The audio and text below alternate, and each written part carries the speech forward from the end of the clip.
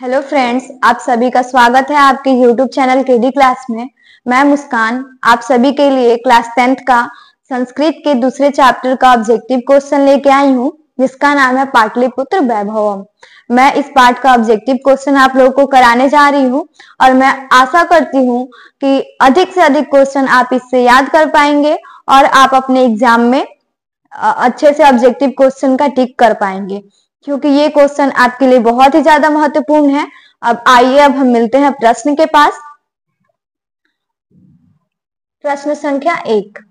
प्रश्न संख्या 1 हमारा है कि पाटलिपुत्र किस शहर का नाम है। पाटलिपुत्र किस शहर का नाम है? बिहार का, झारखंड का, मोतिहारी का या पटना का? तो पाटलिपुत्र पटना शहर का नाम है। Question number 2। पुरंदरा पद का अर्थ है। पुरंदरा पद का क्या अर्थ होता है? पृथ्वी होता है, नदी होता है, इंद्र होता है या समुद्र होता है? तो पुरंदरा इंद्र भगवान को हम बोलते हैं, इसलिए ऑप्शन नंबर हमारा सी सही है।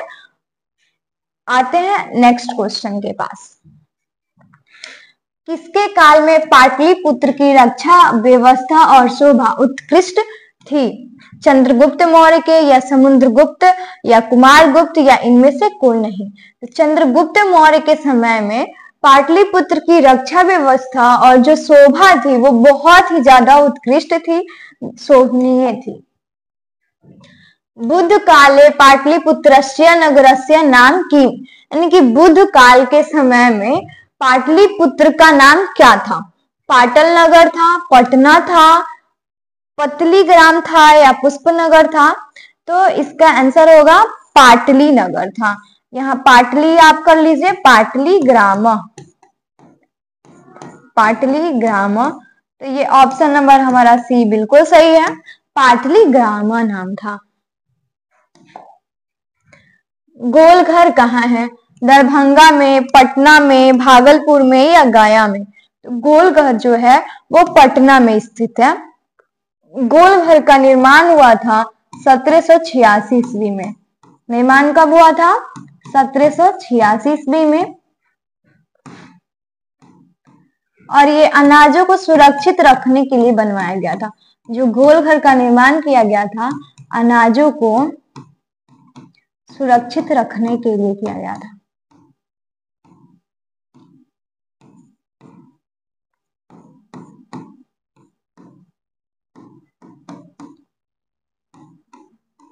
गोलघर का निर्माण 1786 ईस्वी में हुआ था और अनाजों को सुरक्षित रखने के लिए गोलघर का निर्माण करवाया गया था और यह पटना में स्थित है। सिखों के 10वें गुरु कौन थे? सिखों के 10वें गुरु कौन थे? गुरु नानक थे या गुरु तेग बहादुर थे या गुरु गोविंद सिंह थे या गुरु अर्जुन देव सिंह थे? तो सिखों के 10वें गुरु गुरु गोविंद सिंह थे और गुरु नानक पहले गुरु थे। गुरु नानक जी पहले गुरु थे। इन्होंने सिख धर्म का परिवर्तन किया था, इसलिए इन्हें सिख धर्म के प्रवर्तक भी कहते हैं। सिख धर्म का प्रवर्तक। और जो गुरु अर्जुन देव थे, ये सिखों के 5वें गुरु थे।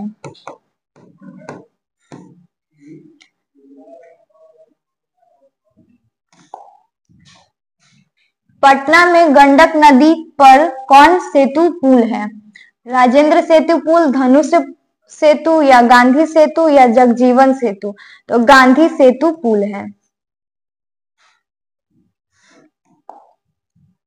पाटलिपुत्र किस प्रांत की राजधानी है?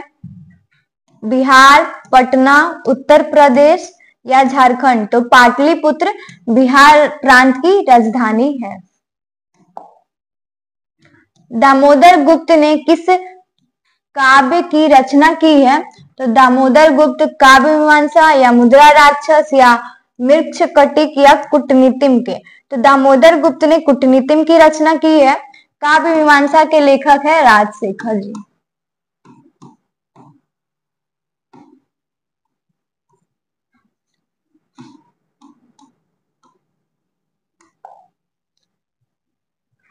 मेगास्थनीज पटना किसके समय में आया था? अशोक के समय में या मुगल वंश के समय में या चंद्रगुप्त मौर्य के समय में या समुद्रगुप्त मौर्य के समय में? तो मेगास्थनीज जो था वो चंद्रगुप्त मौर्य के शासनकाल में आया था। पटना का इतिहास कितना पुराना है? तो पटना का इतिहास 2500 वर्ष पुराना है या 2000 वर्ष पुराना है या 1500 वर्ष पुराना है या 1000 वर्ष? 2500 वर्ष पुराना है। यूनान का राजदूत कौन था? फाहियान, वेनसांग या मेगास्थनीज या इत्सिंग? तो यूनान का राजदूत मेगास्थनीज था। ये तीनों चीनी यात्री थे, इत्सिंग भी और फाहियान भी और वेनसांग भी चीनी यात्री थे।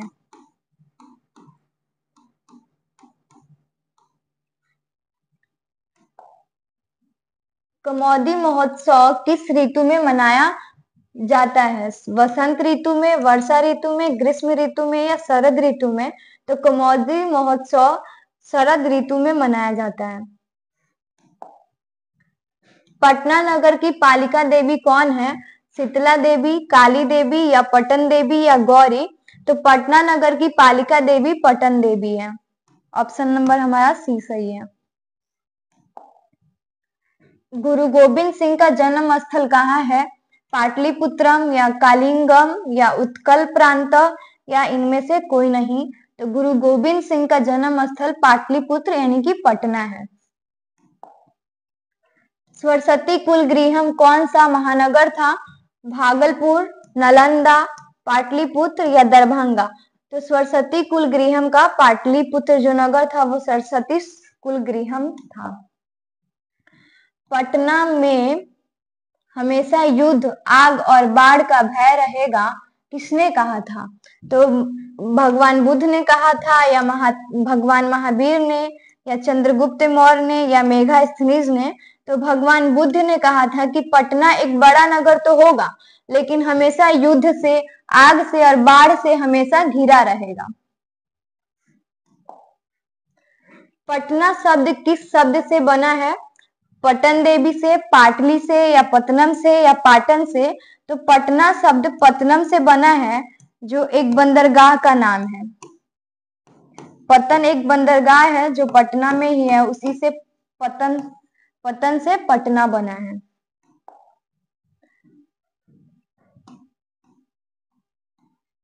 गुरु गोविंद सिंह किस धर्म के गुरु थे? हिंदू, जैन, बौद्ध या सिख? तो गुरु गोविंद सिंह सिख धर्म के गुरु थे। पाटलिपुत्र किस नदी के किनारे अवस्थित है? गंडक, सोन, पुनपुन या गंगा? तो जो पाटलिपुत्र है वो गंगा नदी के किनारे अवस्थित है। पटना के उत्तर दिशा में गंगा नदी बहती है।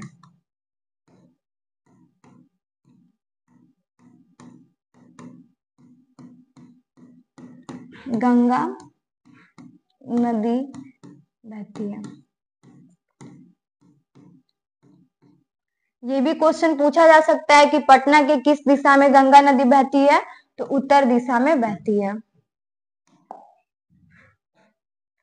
चंद्रशेखर का प्रमुख काव्य ग्रंथ कौन है? काव्य प्रकाश, काव्य मीमांसा, साहित्य दर्पण, कूटनीतिम? तो राजशेखर जी का है काव्य मीमांसा, क्योंकि कूटनीतिम दामोदर गुप्त का है। दामोदर गुप्त।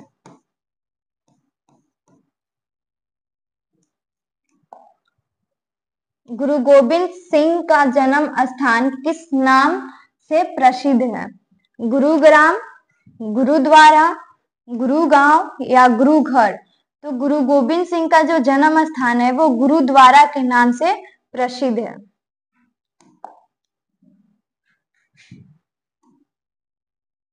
कालांतर में कौन गांव पाटलिपुत्र कहलाया? पाटल, पाटन, पाटली या पामन? तो पाटली जो गांव था वही पाटलिपुत्र कहलाया था। मेगास्थनीज कहाँ का राजदूत था? यूनान का, चीन का, श्रीलंका का या जापान का? तो मेगास्थनीज जो था जो यूनान का राजदूत था। पाटलिपुत्र में विशेष रूप से क्षेत्र रहा है। पाटलिपुत्र विशेष रूप से क्षेत्र रहा है धर्म का, उद्योग का या राजनीति का या इनमें सभी। तो पाटलिपुत्र धर्म का भी क्षेत्र रहा है, उद्योग का भी क्षेत्र रहा है और राजनीति का भी क्षेत्र रहा है, इसलिए ऑप्शन नंबर डी सही है। व्याकरण की रचना किसने की?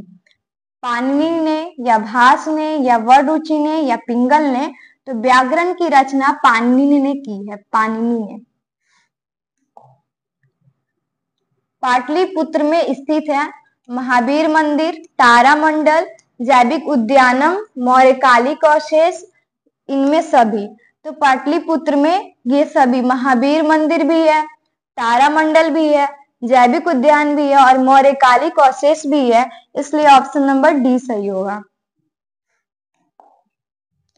इंडिका किसकी पुस्तक है? मेगास्थनीज की, हेनसांग की या विशाखाद की या कौटिल्य की? तो इंडिका जो है वो मेगास्थनीज की रचना है, पुस्तक है। हेनसांग कब आया था? गुप्त काल के समय, मौर्य वंश के समय, बुद्ध काल के समय, इनमें सभी। इनमें का चारों ऑप्शन गलत है। हेनसांग हर्षवर्धन के समय आया था, हर्षवर्धन के शासनकाल में आया था।